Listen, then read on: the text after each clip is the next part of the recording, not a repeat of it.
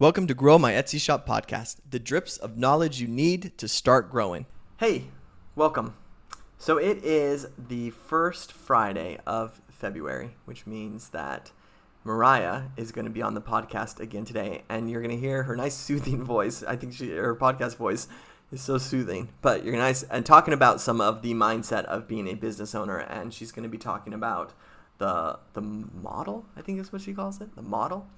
So enjoy. Hi, it's Mariah here again today with another podcast. I'm so excited to be back. The concept that I'm going to teach today or talk about is one of my favorite concepts in the world. And I am going to start doing a monthly podcast here at Grow My Etsy Shop. And I think you're going to hear a lot of this concept taught in different ways because, in my opinion, it's the basis of any thought work, of trying to start getting control over our thoughts. So similar to last time, I definitely want to give credit where credit's due. It is also a concept that Jody Moore teaches. There is a life coach school started by a woman named Brooke Castillo, and I think, as far as I know, I could be wrong about this, but as far as I've heard, she is the one that came up with the model, or at the very least, she's the one that teaches the model most widely. It doesn't have a more fancy name than that. It's just called the model. That's what I've always heard it referred to. So that's what I'm going to refer to it as today. But basically, the model is this understanding of how our thoughts about the circumstances that happen in our life become the result in our life. And when you start, there's a lot of nuance to this model, and you can go a lot deeper in a lot of different ways. But even at its most basic level, when you start to understand how this works, you immediately start to see and understand the power of it. So we'll just keep it basic today. I'll explain the model. I'll explain what it would look like in a specific circumstance. And then you can start to play with it in your own life and see if it makes sense to you, and see if you can start to get some traction on some of maybe the problem thoughts that you have in your life currently. Okay, so the model is broken into 5 parts: CTFAR. C stands for circumstance, T stands for thought, F stands for feeling, A stands for action, and R stands for result. I wish it was a more clever acronym, but it really isn't. It's just CTFAR. And the more you work with the model, the more it just becomes really easy to remember. It's kind of second nature by now. So let's break it down. Your circumstance is what you start with. So whenever you're starting to feel stuck, or like you have these problem thoughts, or you're feeling like you're spinning, or you're frustrated in something, or you keep ruminating on a specific thought, this can be for anything. Obviously, a lot of times, here on this podcast, we talk about our businesses, but 100% this can be applied in any problem that you have, any life circumstance of any kind. So our circumstance is always neutral. So for example, if we were frustrated with an employee, say we have an employee that does our fulfillment in Etsy, and we had some thoughts about this employee. Our thoughts were that they were unreliable, that they weren't doing their work, that they were hard to communicate with, whatever it might be. Those would be our thoughts about them. But the circumstance, which is the first part of the model, always has to be neutral. So the circumstance can't be, I have an annoying employee. That's very charged. Those words are very charged. So we can't have our circumstance be charged positively or negatively. It also can't be, I have an amazing employee. The circumstance has to be something that you can prove in a court of law, and it has to be something absolutely neutral, so that when you read the words, it doesn't evoke a positive or a negative emotion. So in this example that I just gave, the circumstance would be my employee, or I have an employee. The thought is what you think about that circumstance. So our thought can be charged with emotion, because that's where we're going to start to get the leverage about how our thoughts are negatively affecting our results. So in this example that I just gave, I'm going to I'll go through the whole process with another example so you can get really clear on what I mean when I'm talking about these individual parts of the model, but we'll just stay with this my employee is annoying example. So our circumstance is I have an employee. The second part of the model is the thought about that circumstance. So in this case, our thought would be my employee is unreliable. My employee is bad at communicating. I'm frustrated at my employee, whatever it is. Let's choose one thought. My employee is annoying. Our feeling, the next part is our feeling. So what does that thought make us feel? Now, here's where the magic happens. And this is what a lot of us don't actually understand about our brains. We think that our circumstance is what makes us feel a certain way, but that's actually not true. And as you start to play with this in your own life, you'll really start to realize how true this is. It is our thought about our circumstance that creates our feelings, because the circumstance is neutral, remember. Circumstances are always neutral in this thought process or in this way of thinking. So if our circumstance is neutral, it's not our circumstance that's problematic. It's not our circumstance that's making us feel a negative emotion. It's our thought about our circumstance. So in this example, our circumstance is our employee. Our thought is that our employee is annoying.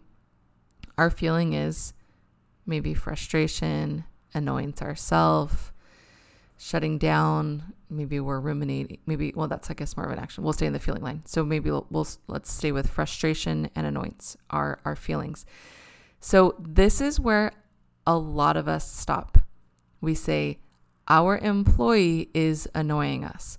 Our employee is frustrating us. But the truth is, our thoughts about our employee are what are giving us feelings of annoyance, or our thoughts about our employee are what are giving us feelings of frustration.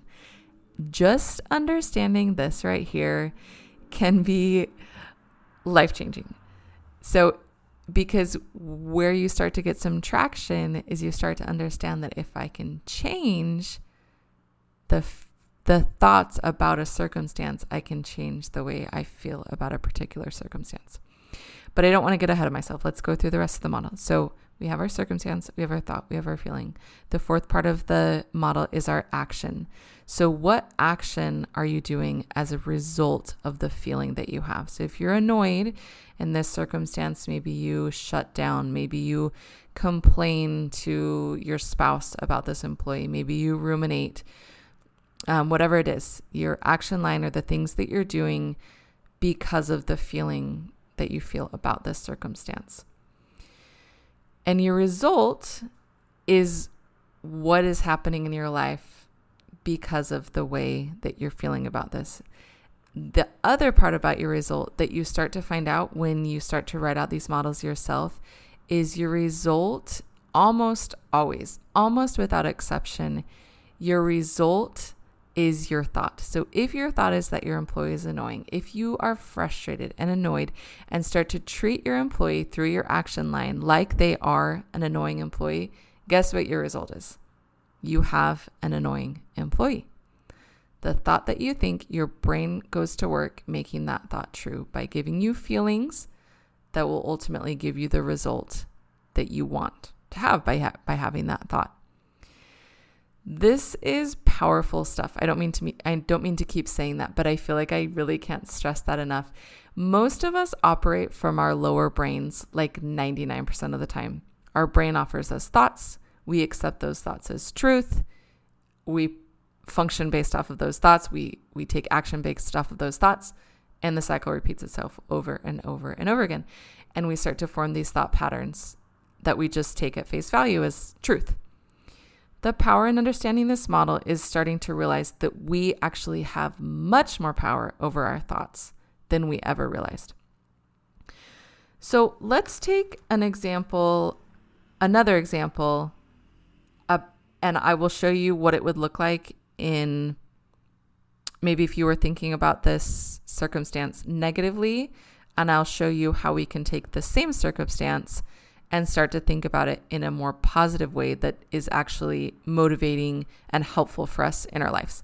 I think this is one that a lot of you will resonate with, and that is the thought, I'm bad at business. I hear a lot of you talk about how you are a creative person and you have a lot to offer as an Etsy shop in the creativity side, but that you're just not a business person. Maybe you feel like you're not organized. Your brain isn't that orderly, numberly way that you think that a business person should be. And so you spend a lot of time thinking, I'm an artist. I'm not a business person. So let's plug this into a model and see what this could look like.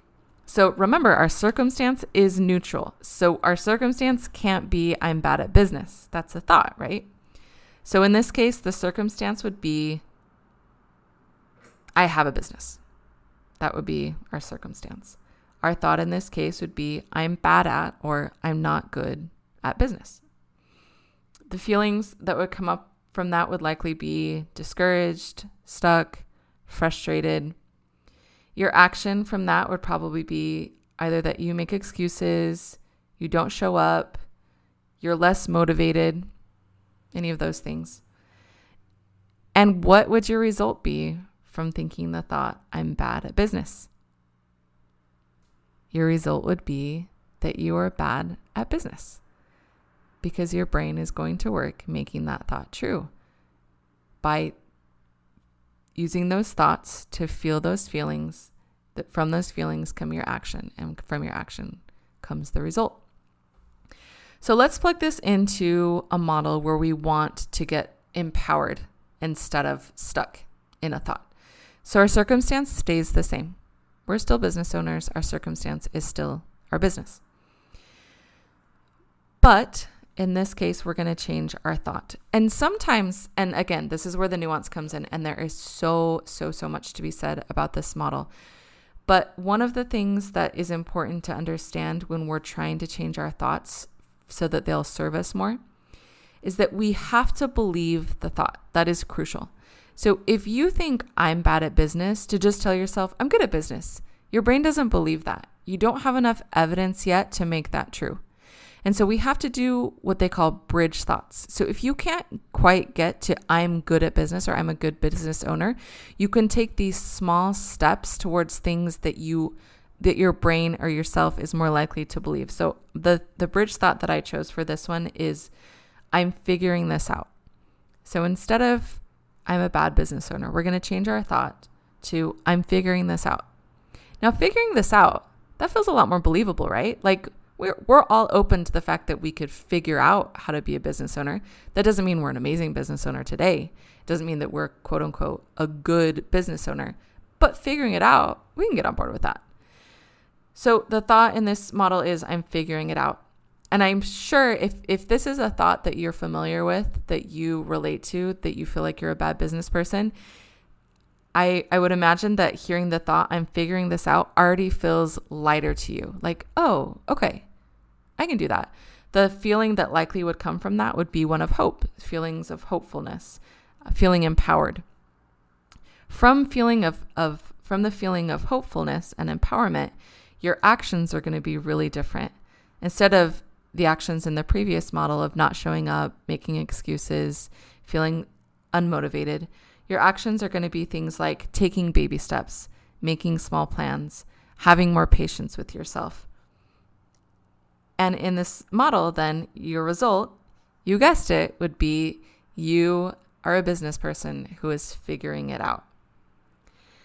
So I hope that you can see the power in these very small changes in our thoughts, and you can start to understand that it is not our circumstances that are creating our feelings. It's our thoughts about those circumstances that are creating our feelings. Jared and I have talked a lot about how I could add more value to this community that is growing each and every day. It is so exciting to see what's happening here at Grow My Etsy Shop. And this is really where I feel like I have something to offer. And I wanted to reach out to you first. This is very new. This is my little baby that I'm starting to grow here at Grow My Etsy Shop. And I wanted to reach out to you on the podcast first. Those of you who feel like you're stuck, who hear this and resonate with it and feel like it could really help you get unstuck or start to get some clarity on some of these thought patterns that you have, This can be in your business. This can be in your relationships. It can be in your life, because I really believe that it's all interconnected. If we're really stuck in our personal life, that's going to affect our business life. If we're stuck in our business life, that's going to affect our personal life and whatever other parts of your life you're balancing.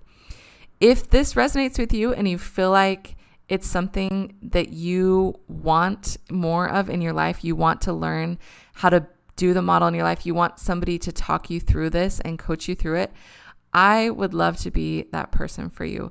So we're going to try this out. This is very new, like I said, but we're going to start the first 5 people that email growmyetsyshop@gmail.com. I hope that email is right. If that email isn't right, you can email me at mariah.robinson22@gmail.com. And the first 5 people that email us in one of those 2 places, I will set up a call with you, and we can go through these things, and we can start to get you some leverage over your own thoughts in your life. And you can start to turn those around so that your thoughts are working for you instead of against you. I think you'll find it to be really powerful in all aspects of your life. So I hope you found some value in this podcast. It was so great to be with you, and I'll talk to you again soon. Bye.